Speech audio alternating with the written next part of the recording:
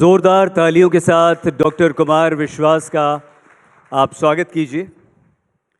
बहुत धन्यवाद डॉक्टर साहब, एजेंडा आज तक के इस मंच पर आने के लिए। बहुत धन्यवाद।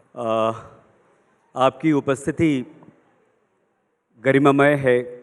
आपकी उपस्थिति इसलिए भी यहाँ पर महत्वपूर्ण है क्योंकि भारतीय समाज, भारतीय सभ्यता, संस्कृति के लिए आप जो कार्य कर रहे हैं उसकी प्रशंसा आज देश भर में हो रही है और उसका सारा श्रेय डॉक्टर कुमार विश्वास को जाता है। जोरदार तालियों के साथ। बहुत धन्यवाद, बहुत धन्यवाद। हम वंदे मातरम के 150 वर्ष होने पर देश भर में कार्यक्रम हो रहे हैं और वंदे मातरम की आन बान और शान को एक बार फिर से डॉक्टर साहब याद कर रहे हैं। कैसे आप वंदे मातरम को देखते हैं? देखिए, एक तो प्रसन्नता का विषय है कि भारत के स्वातंत्र समर में जो बैकग्राउंड स्कोर है, जैसे किसी अच्छी फिल्म में एक बैकग्राउंड स्कोर बजता है और आप फिल्म याद करने लगते हैं। हमारे इस समय के एक बहुत बड़े कलाकार हैं, नायक हैं शाहरुख खान साहब। उनकी फिल्म का, यशराज का एक विशेष सितार का नोट बजता है और लोग बाग रोमांस में डूब जाते हैं। ऐसे ही अभी एक कल परसों फिल्म आई है जिसकी बड़ी चर्चा हो रही है, धुरंधर। उसका अक्षय खन्ना का एंट्री का जो म्यूज़िक है वो अब आइडेंटिकल बन गया है। तो ये तो छोटे छोटे म्यूज़िक पीस हैं, छोटे छोटे संगीत के और गीत के अंश हैं। एक ऐसा गीतांश जिसके बजने से भारत कंधार से लेकर बर्मा के कोने तक और कश्मीर से लेकर केरल तक एक क्षण में आंदोलित हो जाता था, उसके 150 वर्ष पूरे हुए। किसी सामान्य गीत के 150 वर्ष पूरे नहीं हुए।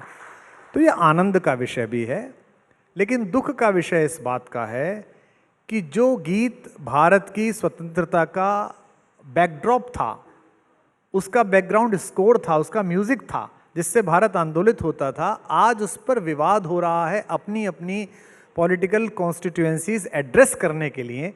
ये मुझ जैसे एक सामान्य भारतीय के लिए और जो साहित्य में रुचि रखता है उसके लिए दुखद भी है। ये बहुत अच्छी बात डॉक्टर साहब आपने कही। तो क्यों ना हम वंदे मातरम के सांस्कृतिक महत्व को और उससे कहीं ज़्यादा उसके सामाजिक महत्व को जानने और समझने का आपसे प्रयास करें। 1870 में बंकिम बाबू ने उपन्यास लिखा आनंद मठ।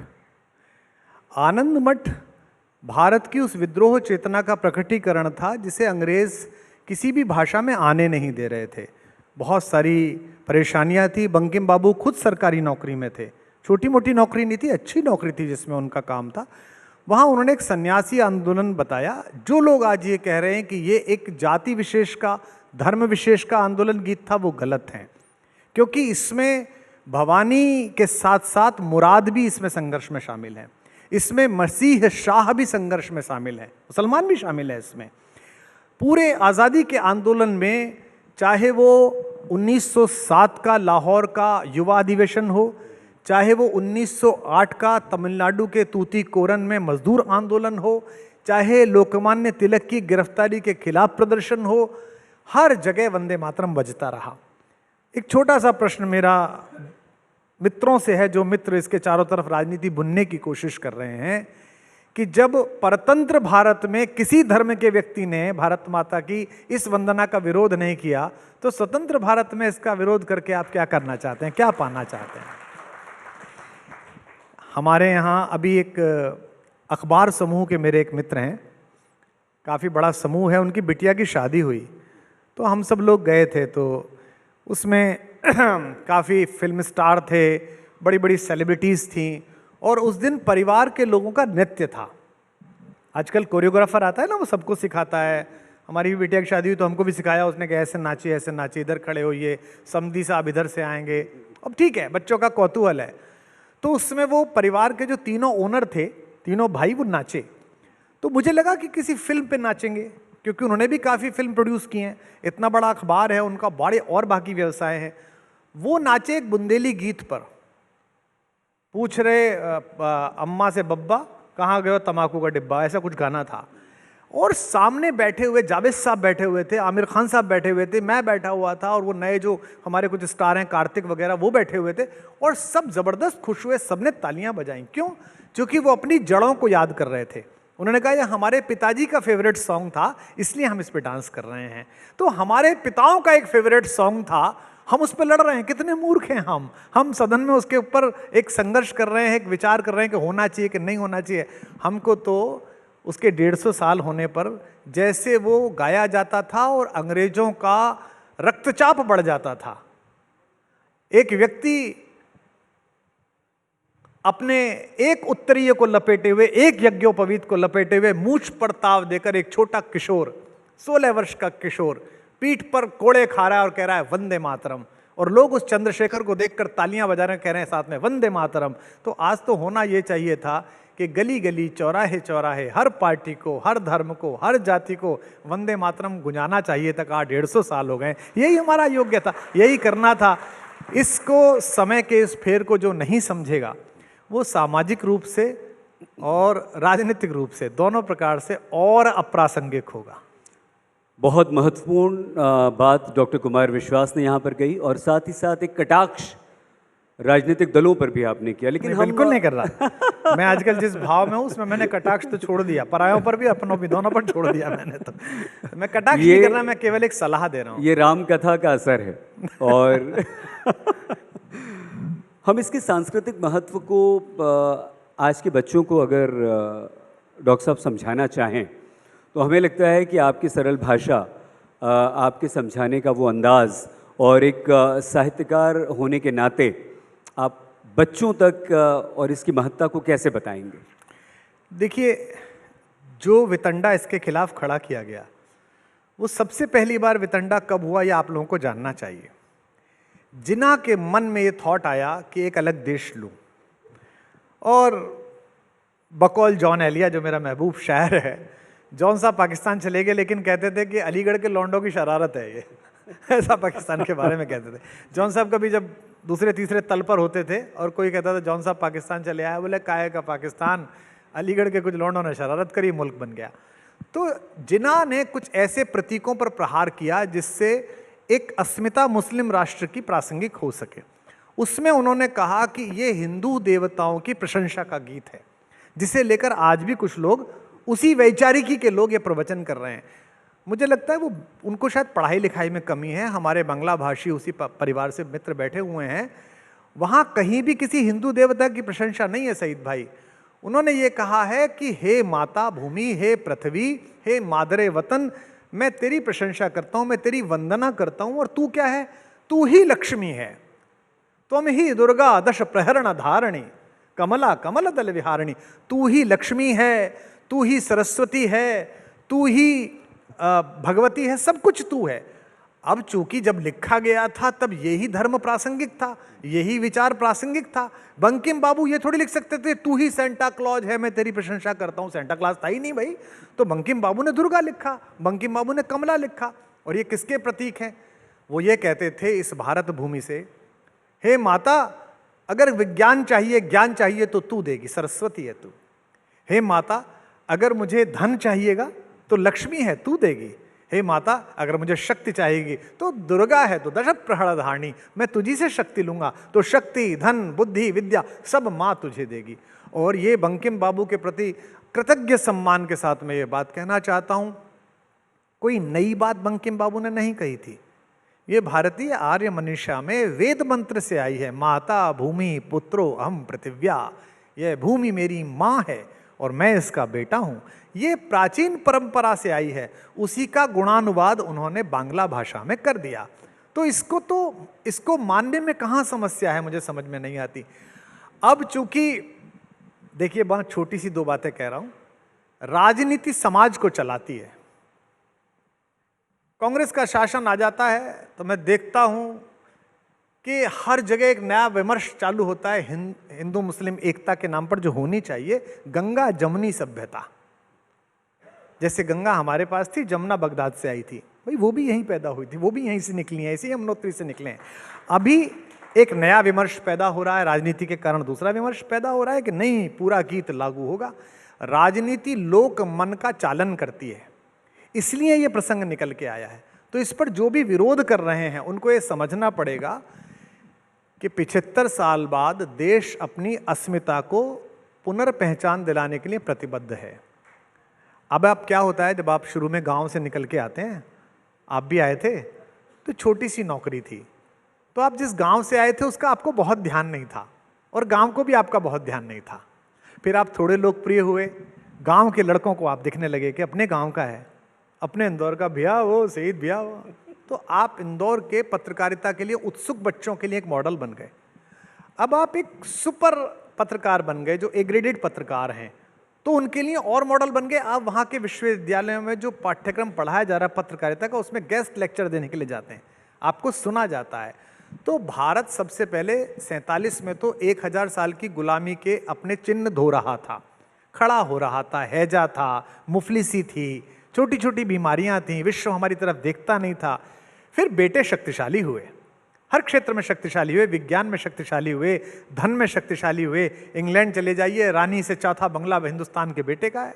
भारत तीसरी बड़ी अर्थव्यवस्था है, 80 देश आपसे असला सामान खरीद रहे हैं, आपके ब्रह्मोस के लिए लाइन लगी पड़ी है। जो दुनिया का सबसे बड़ा दादा है अमेरिका, वो आपके श्री हरिकोटा में अपने प्रक्षेपात छोड़ने के लिए लाइन में लगा रहता है वेटिंग में कि हमारा भी छोड़ दो भाई साहब, तकनीक में आप यहाँ पहुँचे। तो अब आप ढूंढ रहे हैं अपने चिन्हों को। मैं जिस कस्बे से आया हूं, मैं इस बीच में 20 साल 15 साल कहाँ रहा, उस कस्बे ने पूछा ही नहीं। और आज मेरे कस्बे के लोग, छोटा सा कस्बा है, कभी आप हाईवे पे जाइए, पिलखवा एक छोटा कस्बा है, वहाँ का हर बच्चा कहता है कि आप कहाँ से हैं? भाई साहब मैं पिलखवे से हूँ, जहाँ के कुमार विश्वास हैं। तो ये उस जमीन की मुझ पर कृतज्ञता है। तो मुझे क्या उस जमीन के बारे में सोचना चाहिए, वहाँ मैं क्या कर सकता हूँ, वहाँ के स्कूल में क्या करा सकता हूँ, वहाँ के बच्चों के साथ क्या करा सकता हूँ। तो भारत अपनी अस्मिता के प्रतीक चिन्हों को दोबारा ढूंढने लगा है, उन पर गर्वित होने लगा है, प्रश्न करने लगा है। इस प्रश्न से अगर किसी बुद्धिजीवी को अतिसार होता है, पेचिश होती है, तो ये इसका निजी उदरशूल है, इसका उपचार कहीं और कराए। भारत में इसके पास कोई इसका उपाय नहीं है, इसकी कोई दवाई नहीं है। आपको क्या लगता है डॉक्टर साहब कि ये 75 वर्ष के उपलक्ष्य में हम जो आज एक बार फिर से वंदे मातरम की आन बान शान को याद कर रहे हैं, उसे मना रहे हैं, उस कारण ये विमर्श चला और उस कारण जो तथाकथित बुद्धिजीवियों का उल्लेख आप कर रहे हैं वो सामने आकर विरोध कर रहे हैं, या इसके पीछे कारण कुछ और है? देखिए, राजनीति में काम होता है कि आप अपने प्रतिपक्ष को होमवर्क दीजिए। यदि वो होमवर्क ले ले तो वो गया काम से, क्योंकि पेपर तो आपने ही बनाया था। तो अभी जो हमारा प्रतिपक्ष है देश का, दुर्भाग्य से वो सब मेरे मित्र हैं और मेरी उन्हें सलाह है, उन्हें पिछले 11 वर्ष से भारतीय जनता पार्टी होमवर्क देती है कि ये हम क्वेश्चन पेपर लाएं। वो पट्टे उसे सॉल्व करने लग जाते हैं, ये वाला सवाल गलत है, इसमें प्लस लगा हुआ है, इसमें माइनस लगा हुआ है। फिर वो फेल हो जाते हैं, फिर वो कहते हैं कि हम बिहार हार गए, हम ये हार गए। अरे भैया, आप उनका होमवर्क क्यों ले रहे? उन्होंने कहा कि भारत माता की जय, आप बोलो 2 बार जय, खत्म हो गया। आप हैदराबाद में कहते हो मैं नहीं बोलूंगा जय, भाजपा कहते देखो देखो ये नहीं बोल रहा जय, इसे वोट मत देना, देखो इसे वोट मत देना, फंस जाते, फिर आप हार जाते हैं। फिर आप, तो ये समझना पड़ेगा। मैं आपको एक निजी बात बताता हूँ जो मैंने शेयर नहीं की। मैं मेरठ विश्वविद्यालय से पढ़ा हूँ, मैं वहीं पढ़ाता था, आपको पता है, 17 वर्ष मैंने पढ़ाया। आंदोलन चला तो एक दिन आदरणीय दिग्विजय सिंह जी से चैनल पर बहस हुई। उन्होंने कहा कि ज़्यादा ही आंदोलन का तो इस्तीफा दे के करिए नौकरी छोड़ के। हमने नौकरी उसी दिन छोड़ दी रात को, 17 साल पढ़ा के विश्वविद्यालय सेवा में। तो हमारे यहाँ एक गवर्नर साहब आए, विष्णुकांत शास्त्री जी, बड़े विद्वान आदमी थे। उनके पास वाइस चांसलर साहब गए हमारी मेरठ यूनिवर्सिटी के कि साहब हमारा कन्वोकेशन है, आप आ जाना। तो उन्होंने पूछा कि कुलगीत है आपका, यूनिवर्सिटी सॉन्ग जो होता है एंथम? साहब कुलगीत तो नहीं है। तो बोले अरे इतनी पुरानी यूनिवर्सिटी है और वो कुमार विश्वास कवि है आपके यहाँ, बड़ा अच्छा कवि है, उससे कुलगीत लिखवाइए। तो वाइस चांसलर साहब ने मुझे बुलाया, कहा भाई कुलगीत लिखो।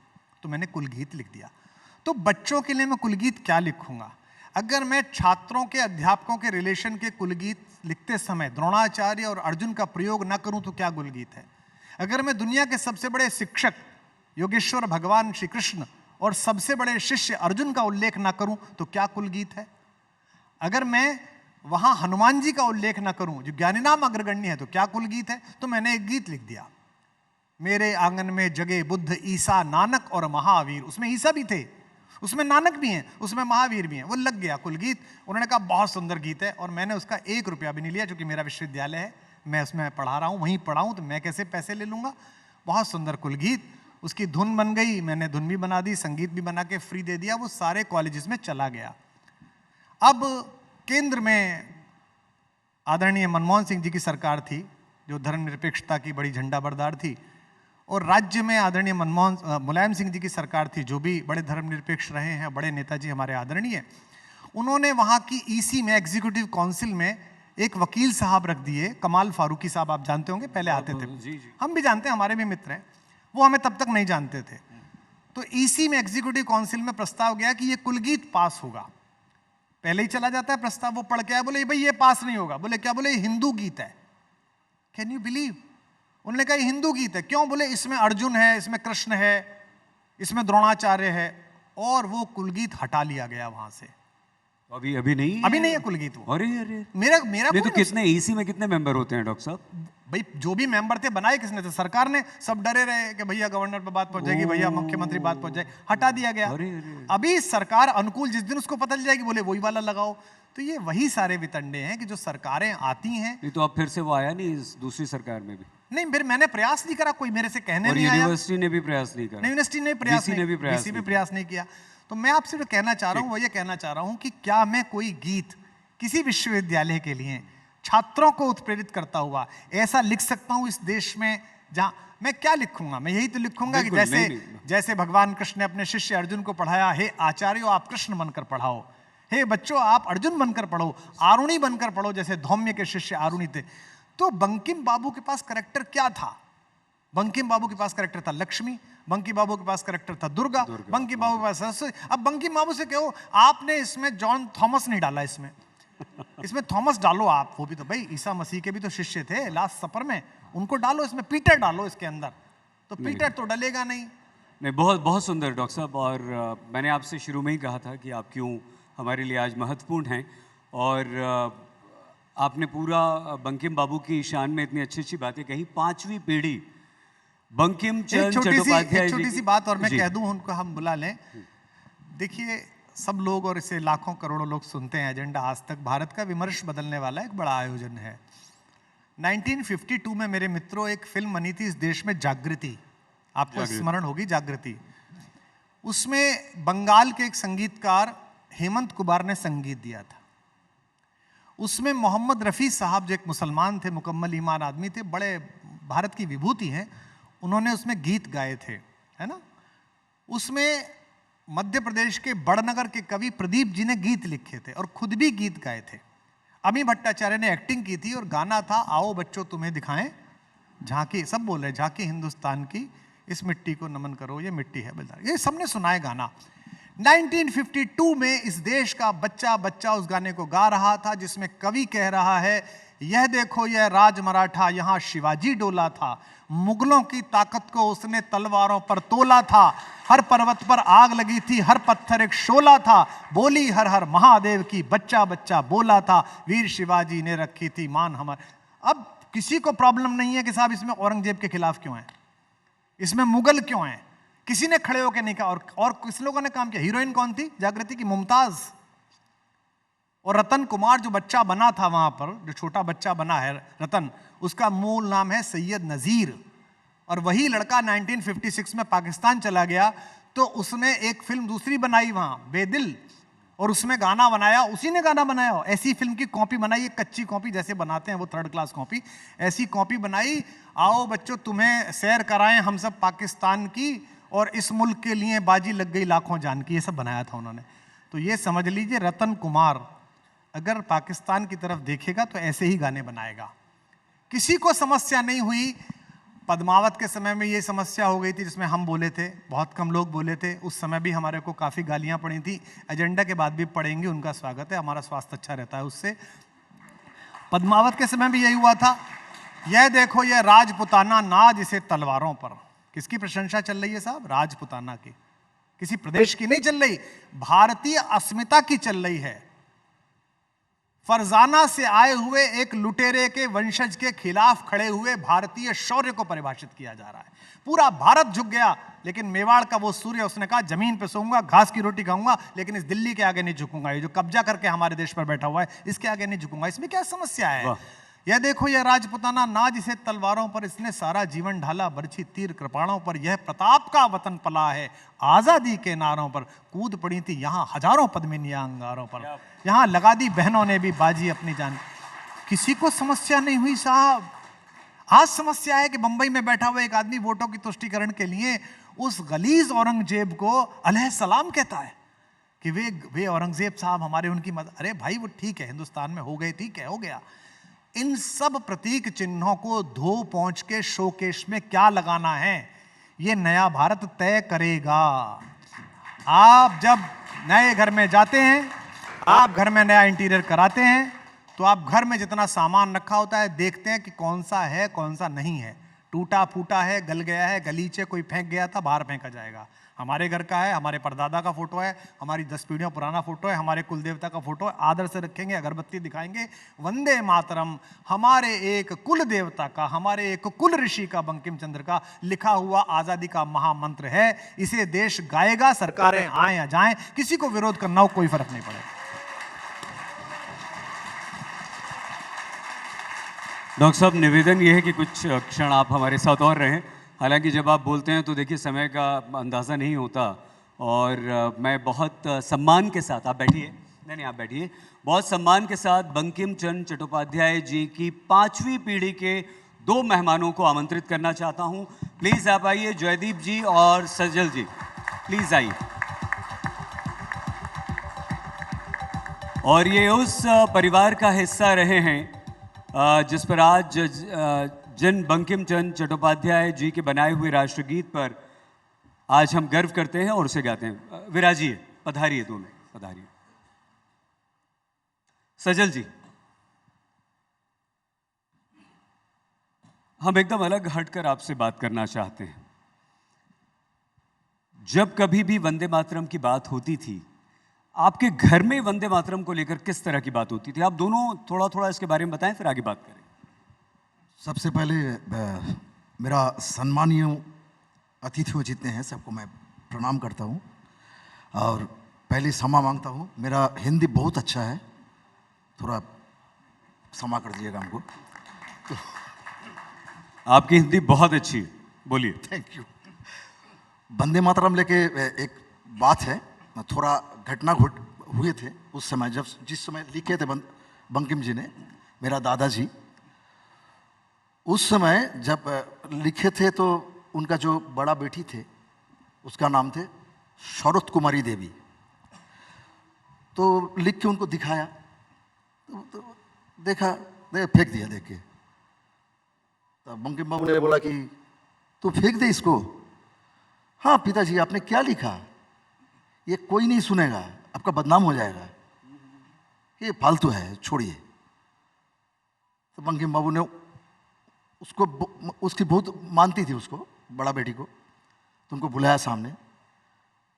देखो बेटी, आज हम जो लिखा है, हम जब इस दुनिया में रहेंगे तो इसको लेके आदमी शेर फार करेगा।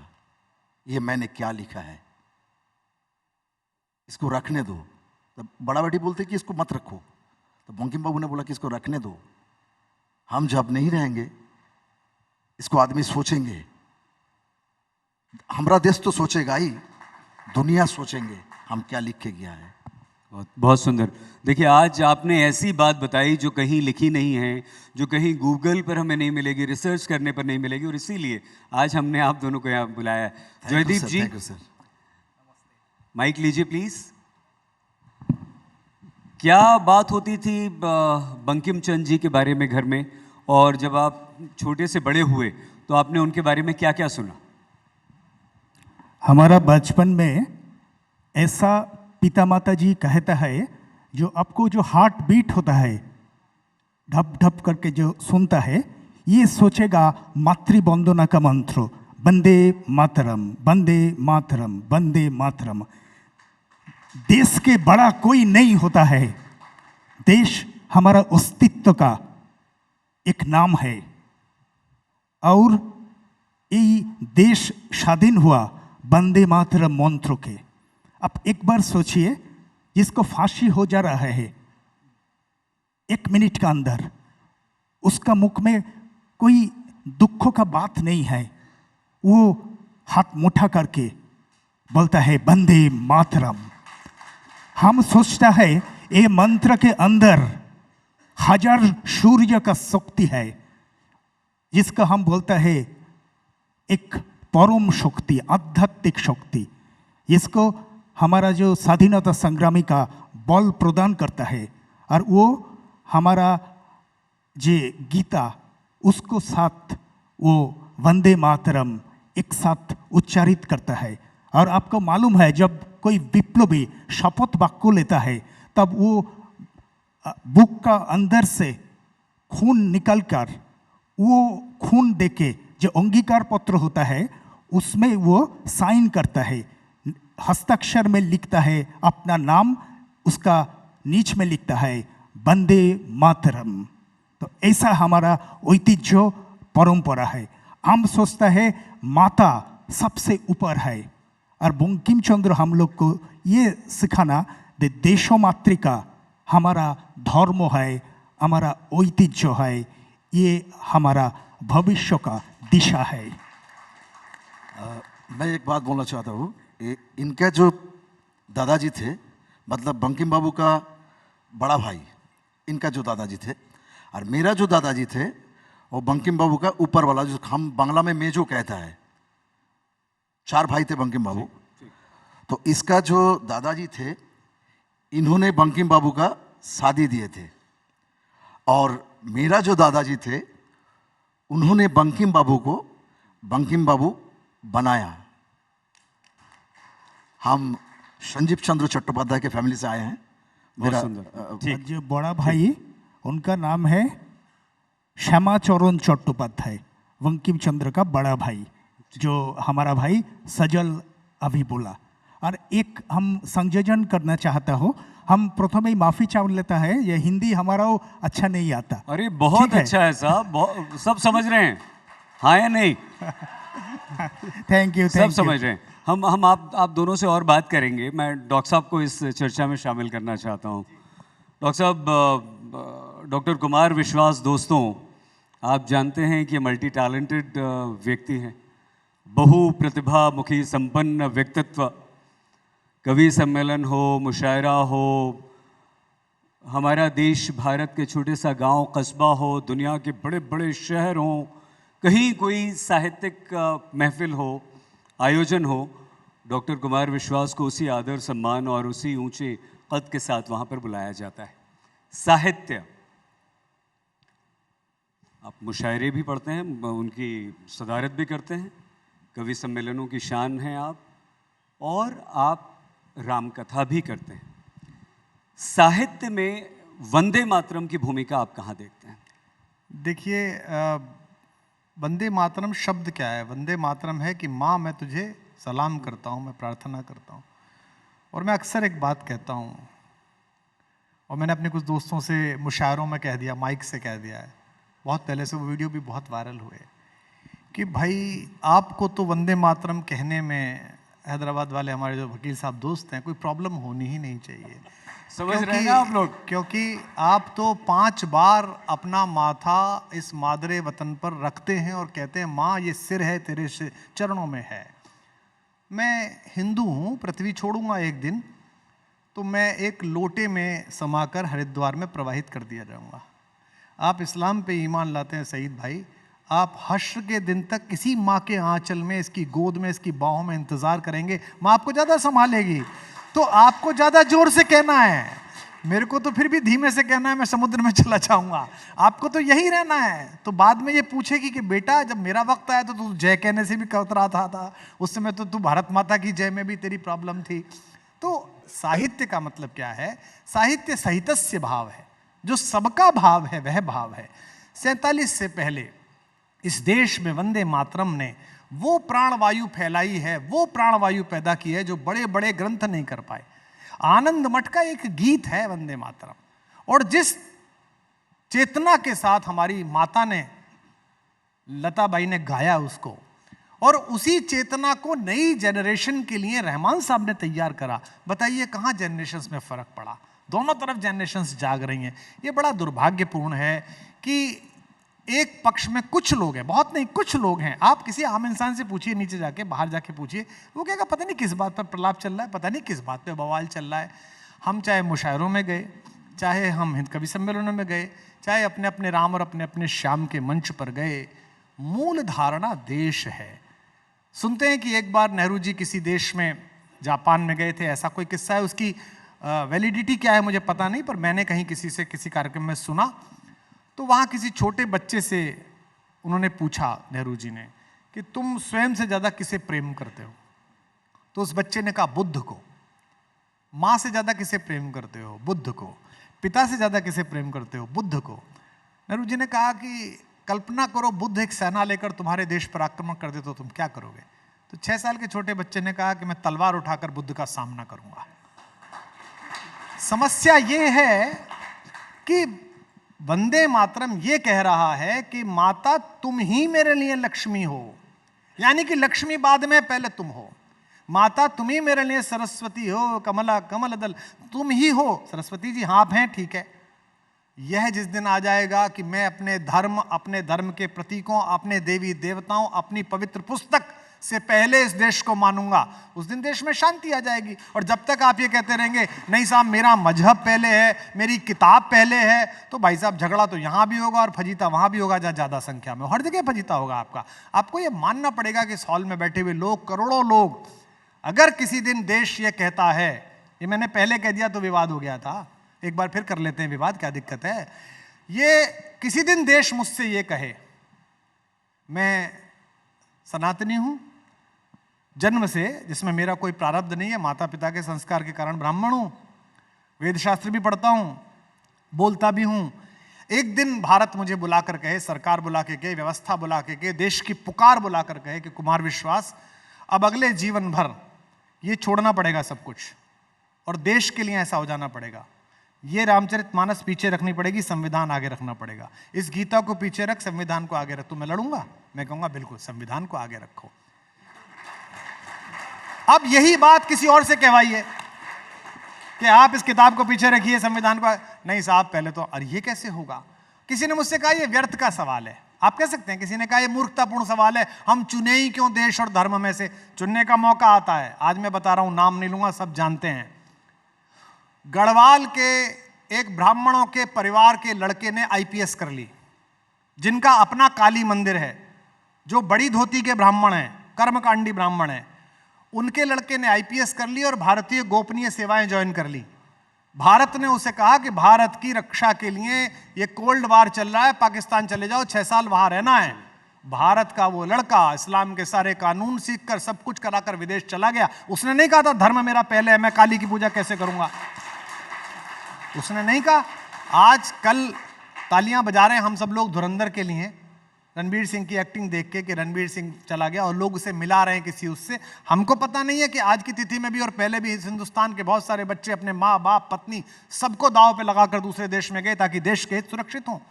उन्होंने वहां जाकर नमाज पढ़ी है, उन्होंने जाकर वहां खादिम की सेवा करी है, उन्होंने जाकर रोजे रखे हैं, जाति के ब्राह्मण हैं, कुल देवी है, उनके रोजे रखे हुए दिखाने के लिए, क्योंकि उन्हें देश की चिंता है। वो किसी मजहब के खिलाफ नहीं है, वो वंदे मातरम सांस में गा रहे हैं, बाहर कुछ और बोल रहे हैं, अंदर वंदे मातरम चल रहा है। जिस दिन तक 150 करोड़ लोगों में यह भाव नहीं आएगा कि मेरा धर्म मेरे देश से पीछे है, मेरी पवित्र पुस्तक मेरे संविधान से पीछे है, उस दिन तक इस देश में एकता की बात मंचों से होंगी, आज तक से होंगी नहीं, और करनी है तो यहां पर लाना पड़ेगा। बहुत धन्यवाद आप दोनों से। सजल जी, सुजॉय जी, क्या चाहते हैं आप? आज हम सब बंकिम दा को याद कर रहे हैं, हम सभी बहुत सम्मान है, आदर सम्मान उनका हम सभी पूरे देशवासियों के, कि बच्चे बच्चे के मन में, परिवार के मन में क्या है? पहले तो आप सबों को मैं धन्यवाद देना चाहती हूँ। इतना दिन बाद वंदे मातरम को लेके चर्चा हो रहा है, बंकिम बाबू का परिवार को आप लोग ने याद किए हैं, ये तो मेरा बहुत बहुत खुशी की बात है। इसके बोलने का कोई शब्द नहीं है, कोई भाषा नहीं है। बंकिम बाबू ने जो कर्म करके गए गए हैं, जो लिख के गए हैं, तो उसका तो कोई सेकंड कोई कॉपी क्या नहीं। चाहते हैं आप दोनों? जल्दी एक एक मिनट में। देखिए, हम जो चाहते हैं, बंकिम बाबू भारत का पहला ग्रेजुएट है, शायद आप भी वही चाहेंगे। हम चाहते हैं कि भारत में बंकिम बाबू के नाम पे यूनिवर्सिटी हो, ये हम चाहते हैं, शायद आप भी चाहेंगे। और भारत का कोने कोने में वंदे मातरम भवन या बंकिम भवन हो, ये हम चाहते हैं। सही बोला, हमारा वही सोचना है। जो बंकिम चंद्र चट्टोपाध्याय के नामांकित विश्वविद्यालय होना ही चाहिए, ये वर्ष में ही उनका भित्ति प्रस्तर स्थापन करना चाहिए। और हर स्टेट में बंकिम भवन एंड रिसर्च सेंटर, जिसमें प्रचलित जो एजुकेशन सिस्टम है उसको छोड़ के जो हमारा ट्रेडिशनल, हमारा मूल्यबोध का शिक्षा, ऐसा हमको देना चाहिए। कारण इतना यूनिवर्सिटी है, सब तो पास करता है, लेकिन मनुष्य नहीं बनता। ह्यूमैनिटी जो विकसित होना चाहिए, ये नहीं होता है, इसीलिए इतना प्रॉब्लम होता है। और एक छोटा घटना, जे बंकिम चंद्र जब डेप्यूटी मैजिस्ट्रेट होने का बाद बाहर में जाता, ट्रांसफरेबल जॉब था उनका, आपको मालूम है, तब वो एक कांच का शीशी, जिसका बोलता है ग्लास का बॉटल, उसमें माँ बाबा का, पिता माता जी का का पानी, जिसको हम वो लेके जाता। वो इतना पिता माता का प्रति भक्ति श्रद्धा है, उनका 100% आशीर्वाद पिता माता का ऊपर है। इसीलिए ये आजकल का प्रजन्म को ये जानने चाहिए, जो पिता माता है ईश्वर का साक्षात रूप। हमको तो ईश्वर के नहीं देख सकता, लेकिन पिता माता उनका प्रतिनिधित्व करता है। तो आज हम देखता है वृद्धाश्रम में भेज देता है। जयदीप जी, तो ये हम नहीं चाहता। हम सजल जी। मूल्यबोध चाहता है, मूल्यबोध का ऊपर छोटा एक बात भारत विकसित हो, ये चाहता है। छोटा एक बात बोलना चाहते हूँ।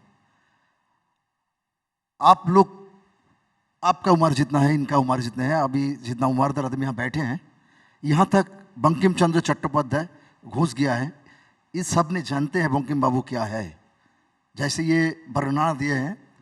तो अगर हम जो चाहे हैं, यूनिवर्सिटी हो, कुछ भी हो, अगर ये चर्चा होते नहीं रहेगा तो बंकिम बाबू को सब भूल जाएंगे। जरूर जरूर। आप दोनों को एक बात मैं बता दूं कि जो अभी तक विस्मृति बंकिम बाबू को लेकर या ऐसे किसी थॉट प्रोसेस को लेकर थी 75 साल में, अब उससे ज्यादा स्मृति आएगी। कोई भुला नहीं सकता है। देश दूसरे ट्रैक पर है। Thank you sir. ढूंढ ढूंढ के लोग निकाले जा रहे हैं जिन्होंने किया है इस देश में। देखिए, अब चिल्ला रहे हैं कि पटेल को ले गए मोदी जी।